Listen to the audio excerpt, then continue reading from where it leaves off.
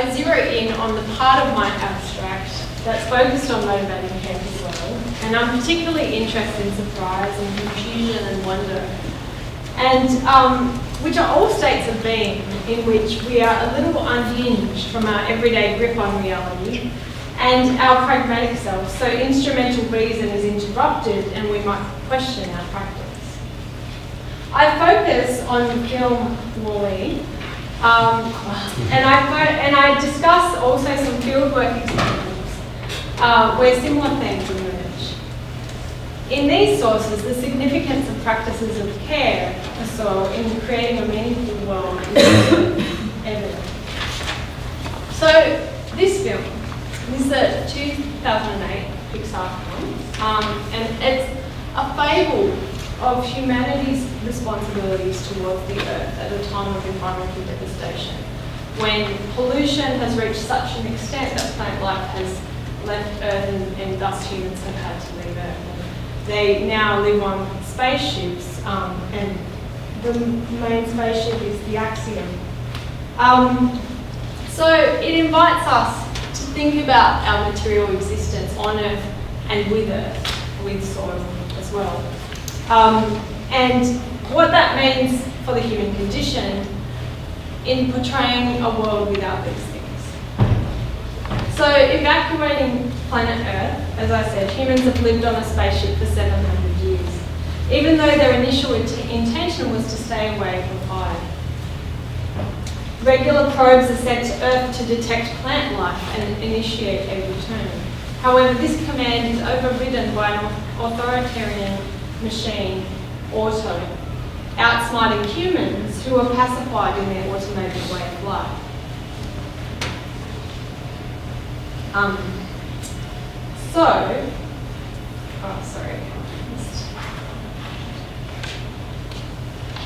So, life on the Axiom is a synthetic and deracinated mode of existence in which humans do not depend upon or cooperate with soil or other forms of life. Living apart in this way, humans have ceased to understand what it means to care for other species or for a common world. Even everyday language has been denuded of earthly references. So this evokes Hannah Arendt's concepts of world alienation and earth alienation. Arendt writes, the most radical change in the human condition we can imagine would be an emigration of men from Earth to some other planet. Such an event, no longer totally impossible, would imply that man would have to live under man-made conditions radically different from those the Earth offers him. Neither labour nor work nor action nor indeed thought, as we know it, would make sense any longer. So that's a picture of humans now who are on these locomotive devices and WALL-Es and yeah. So that's just a picture of the planet and WALL-E and Eve, which is one of the probes that comes to Earth. So in that quote, Arendt portrays our sense-making as always in dialogue with earth-based materiality. Our humanity is rooted in this condition of being on Earth amid other living species, and thus there's a loss to ourselves in the absence of these conditions. The sole entity who maintains a meaningful world in this situation is a rubbish compactor robot, WALL-E, who creates a home amid the opposite ends of this long-gone consumer society. WALL-E unintentionally becomes the carrier of a lost human worldhood when he meets Eve, the probe sent to detect life. He guides her to find a planet and accompanies her back to the spaceship. Entering the Axiom, they contaminate it with plant life and dirt, tearing apart the stability and monotony of everyday life there. They zigzag through the hallways, leaving a trail of dirt. This prompts the quarantine law enforcement robots to follow and clean up after WALL-E, and alerts the hostile machinery of Auto to the presence of a plant which is considered a foreign contaminant. And this foreign contaminant must be eliminated if Auto is to maintain its hegemony. When the captain of the Axiom, that's the captain, and he's shaking Wally's hand, you can't really see it very well there. When he meets Wally and shakes his hand, there are grains of dirt that remain. And this is a mystery to him. Like he's like a child. He's like, what is this? And he begins this process of questioning. So he asks his assistant, a bit like Siri, he says, define dirt. And then the assistant says, dirt, a three-phase system containing a combination of naturally derived solids, otherwise known as Earth. And then he says, define Earth. And it says, the surface of the world as distinct from the sky or the sea. And then he says, define sea. He keeps going and he comes to the concept of dancing. So there's all these concepts about humanity that have been lost. So proceeding from the term dirt, the captain realises that whole embodied ways of life have been lost in giving up an earthly home. So this curiosity alerts him to his unknowing, and it prompts an epiphany regarding Earth, and is it necessarily the best thing that there's suspended in space? Maybe not. So here, dirt can be read as a symbol for the life process of nature, a process that evades absolute control and is subversive in its own way. It's a source of both contamination and complex relations beyond human understanding or control. Here, dirt appears as uncanny, even to us, the audience. It becomes evident that we need Earth, little e and capital E, in order to know many dimensions of human. After a struggle to retrieve this plant, Eve, the probe, brings it to the captain. But the plant is drooping, and the captain recognises that something's wrong, and he waters the plant. And the image pans to this globe that's on the ground. And the plant and the globe, they're sort of, it's like the plant is a synecdoche for planet Earth. And he realises that Earth has been neglected and that humans have a role to play because the plant is reviving. What is it? So, yeah, he suddenly gains a resolve to guide the ship back to Earth. So he no longer regards Auto's agenda as neutral, and he changes course, wrestling for the spaceship controls, and that sends the spaceship off balance, and they, the humans they all suddenly press against each other. And it's like this transition where they have to prepare to now live under gravity and to now live under different conditions because their backbones have become a bit like a whale's backbone, like with less gravity. That they need to learn get bone density and stuff. Yeah, so they need to learn to use their bodies, but they also need to learn to grow things. So the captain has this naivety towards life processes, and he gets excited about the possibility of growing a pizza plant, for example. And we all know that that's ridiculous. So we can only learn about these things through proximity with Earth and through participation in work with nature and getting our hands dirty. While humans will lose the comfort of life on the spaceship, they will perhaps build a more meaningful life back on Earth. So I think that soul strangeness is part of our, it's important for our respect for it. And I think that's a similar point to the point that Levinas makes about human respect for each other, that there's the concept of voluntarity, that we don't fully know the other, and therefore we can't fully control the other. As long as soil is a simple object, or an anchor for plants or a medium for seeds, it can be taken for granted. In my fieldwork, practitioners gained increasing regard for soil biodiversity as they attempted to work with soil in a way that was adaptive rather than controlling. So capabilities of the soil, they're not foregone conclusions. they are contingent and they require give and take and tinkering and attentive asymmetrical relation. So in my fieldwork, I followed up farmers after a soil food web course, and I also followed up a greenkeeper who was implementing new practices of spraying compost tea. And so he went from this, which is, you know, he has, this is herbicides that he was using, and the fungicides he was using. So he had this very, very technical knowledge of you know, which chemicals to use when. And he reduced that by 90%. He reduced his chemical use by 90%, and also needed to use water a lot less as well.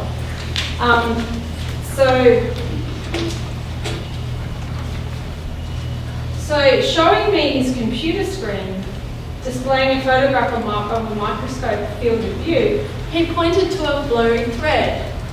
And he said, "That's our first nematode there. I carried on like an idiot when I saw it." If you know gardening and agriculture in its conventional senses, this sounds strange. Nematodes are seen as the bad guys. They eat plant roots. But the Soil Food Web course teaches that the nematode only eats roots when its main food source is unavailable, when the food web's broken down. So nematodes in the right circumstances are beneficial to soils. So he showed me a grassroot profile, and he said, "This is unheard of. Like in TAFE, in the technical college, we never learned that roots would grow that deep.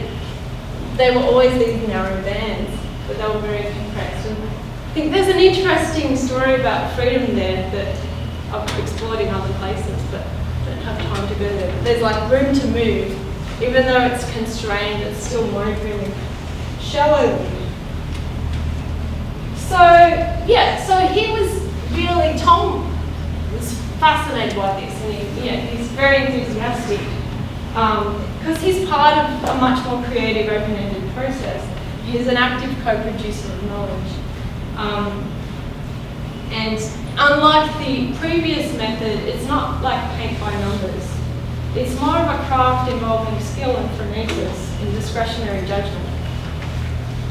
So to make a connection with the film Wall-E, he's no longer trapped in the technological regime like Auto, but he's come back to Earth. There's another example, but I don't have time to go into that.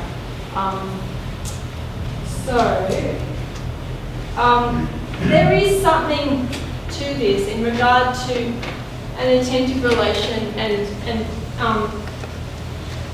that enables us to be surprised and enchanted. And that influences our motivation and care towards soil and diverts it a little from instrumental reason.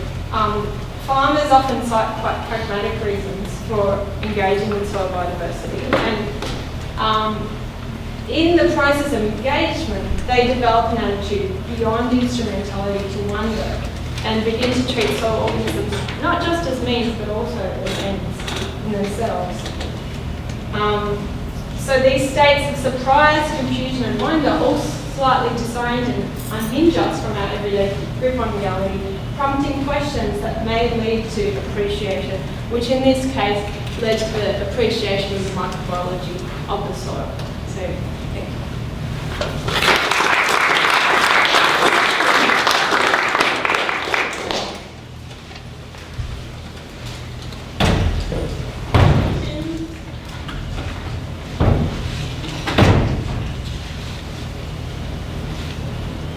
Thank you, and that was really beautiful. And it kind of brought tears to my eyes, also because I actually really love that movie. It was just something. I was just wondering if you could speak a little bit more about what you, about this relationship between enchantment and learning. Yeah, well, I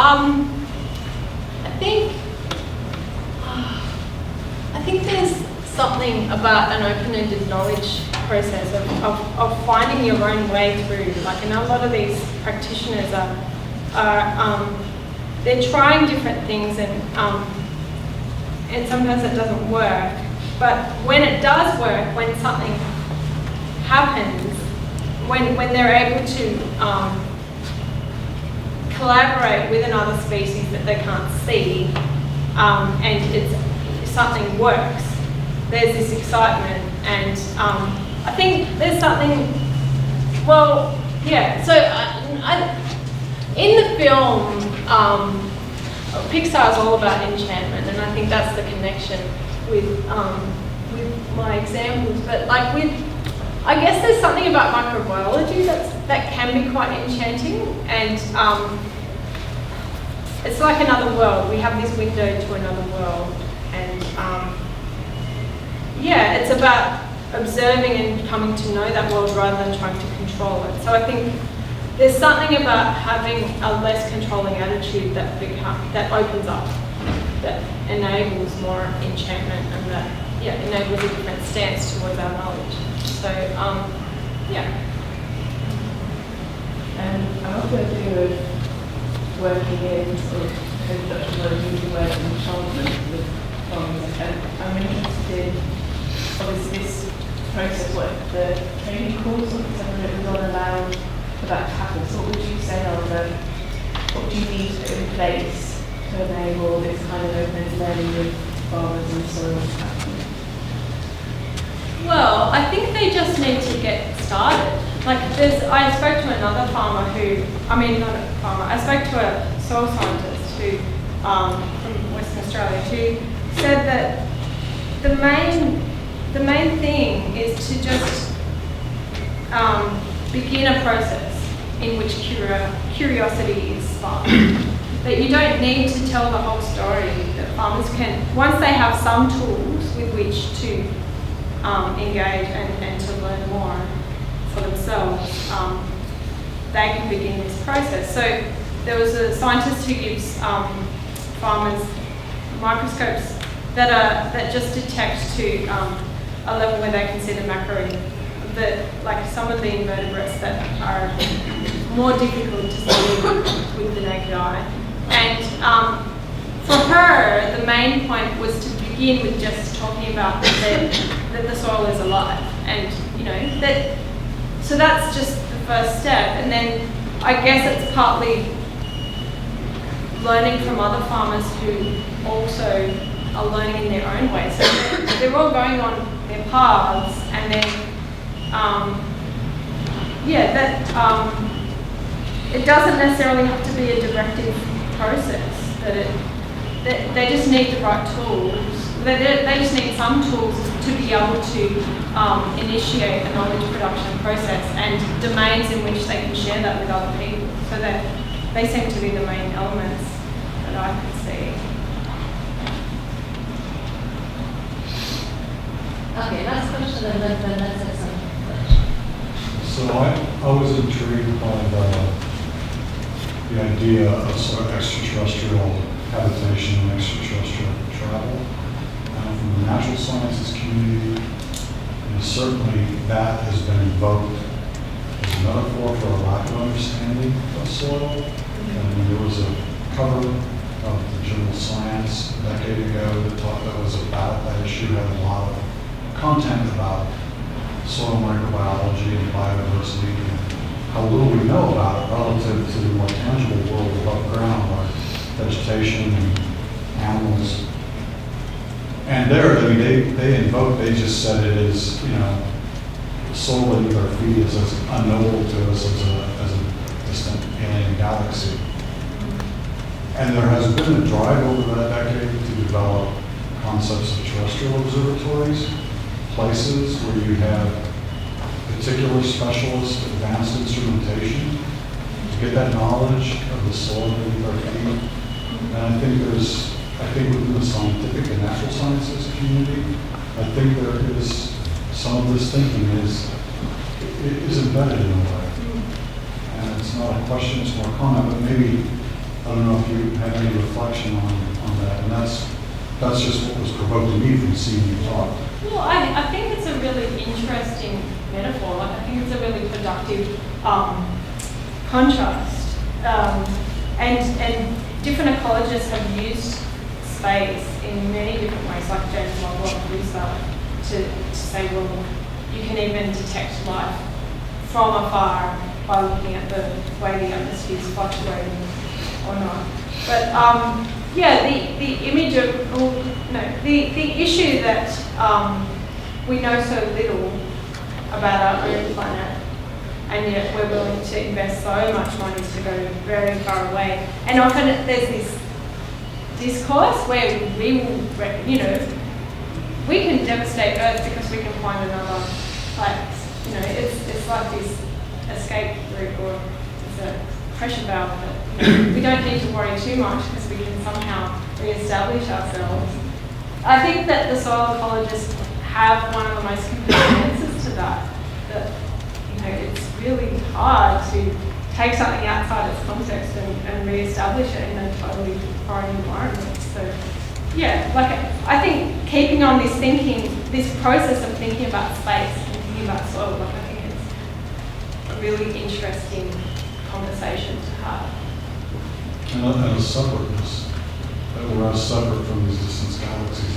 This is one of the things that's come out from a couple of talks, is how separate we are from the soil. Absolutely. Thanks,